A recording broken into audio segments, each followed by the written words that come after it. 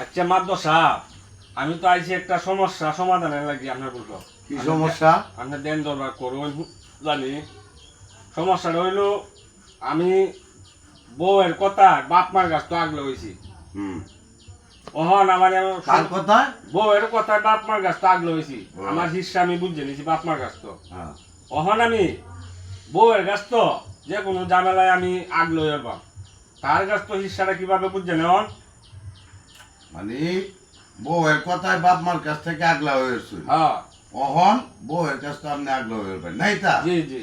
এইটা আচ্ছা শুন ভাই, আপনাদের বউয়ের কথায় বাপ মার কাছ থেকে আগলা হয়েছে।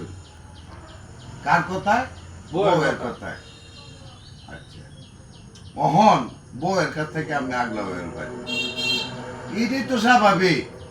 এইটাই স্বাভাবিক। আপনার বউ আগলা হইয়া দিব, আপনার সন্তানেরাও আগলা হইয়া দিব।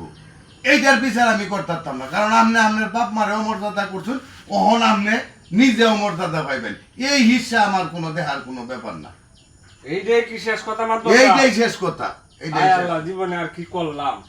বড় ভুল করছেন বাপ মার সাথে আগলা হইয়া, বড় ভুল করছেন। যাও ভাই, আমার কাছে এটার কোনো সমাধান নাই।